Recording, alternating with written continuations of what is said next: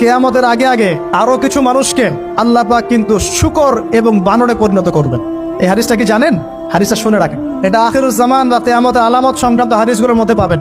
আল্লাহ রাসূল সাল্লাল্লাহু আলাইহি ওয়াসাল্লাম বলেছেন, কিয়ামতের আগে আগে আমার উম্মতের মধ্যে, ভালো করে শোনেন, কিয়ামতের আগে আগে আমার উম্মতের মধ্যে একদল মানুষ বের হবে যারা মদ পানকে হালাল মনে করবে। কাকে? মদ পান করাকে হালাল মনে করবে। যারা বাদ্যযন্ত্র, গায়িকা, নায়িকা এগুলো নিয়ে নর্তকী নাচাবে রাতের বেলা, এগুলোকে হালাল মনে করবে। যারা অশ্লীলতা, বেহায়াপনাকে জায়েজ করে নিবে, ঠিক আছে, এরকম কয়েকটা পাপের কথা বলে নবীজি বলছেন একদিন সকালবেলা আল্লাহ পাক তাদেরকে ঘৃণিত বানরে পরিণত করবে।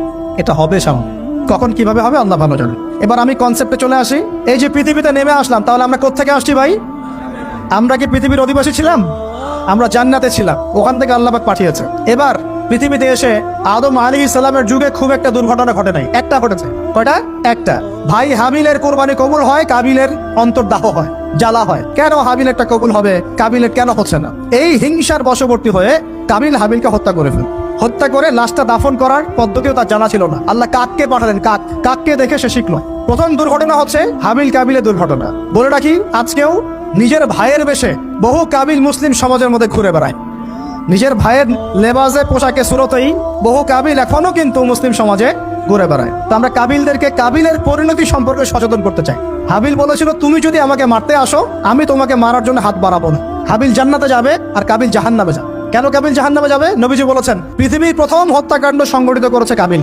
এই কারণে পৃথিবীতে যত খুন হবে, সমস্ত খুনের পাপের একটা অংশ কাবিলের আমলনামায় যোগ করা হবে। বলে নাউজুবিল্লাহ। একটা কথা মনে রাখবেন, সদকায়ে জারিয়া যেমন আছে, গুনাহে জারিয়াও আছে। একটা মদের দোকান দিয়েছেন, যত মানুষ মদ খাচ্ছে, সমস্ত গোনার একটা অংশ আপনার কাঁধে আসছে। সিনেমা হল করেছেন, মানুষ সারাদিন নেকটা ছবি দেখে, নগ্ন ছবি দেখে, যত মানুষ এখানে পাপ করবে, সমস্ত পাপের একটা অংশ আপনার কাঁধে যাও। আবার একটা মাদ্রাসা করেছেন, যত মানুষ এখানে দ্বীনি ইলম শিখবে, এই নেকির একটা অংশ আপনি পাবেন ইনশাআল্লাহ। মরে গেলেও কবরে পাবেন ইনশাআল্লাহ। আল্লাহ পাক আমাদের সবাইকে সদকায়ে জারিয়া করার তৌফিক দেখ, গোনাহে জারিয়া থেকে বাঁচিয়ে রাখুন। খুব খেয়াল রাখবেন, আল্লাহ পাক আমাদের হেফাজত করুন বলি আমিন। এবার ওই যুগ শেষ, নূহ আলাইহিস সালামের যুগ। এই যুগে আল্লাহর একই সুন্নত, নূহ আলাইহিস সালাম 950 বছর দাওয়াত দিলেন, 40টা বা 80টা পরিবার ইসলাম কবুল করেছে, বাকিরা করে নাই। যারা করে নাই আল্লাহ পাক তাদেরকে ডুবিয়ে মারলেন, যারা করেছে আল্লাহ পাক উদ্ধার করলেন। সোজা কথা। আজকে সারা পৃথিবীতে যত মানুষ আমরা বেঁচে আছি না, আমরা কোনো না কোনো ভাবে ওই 80 পরিবারের সদস্য। আমরা ভাই ভাই, আমরা ওই ফ্যামিলি, 80 ফ্যামিলির অন্তর্ভুক্ত। কিরকম করে? নূহ আলাইহিস সালামের 4 সন্তান ছিল। কয় সন্তান? এক সন্তানের নাম হচ্ছে হাম। কি নাম? হাম। হাম ছিল একটু কালো বর্ণের।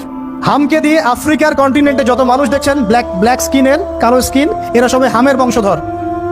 মজা না বিষয়টা? মানুষের অস্তিত্ব পৃথিবীতে, ইতিহাস, এগুলো খুব ইন্টারেস্টিং টপিক। ইতিহাস পড়তে থাকলে আপনি ডুবে যাবেন। কত কিছু বিশ্ব হয়েছে আর কত কিছু হবে সামনে।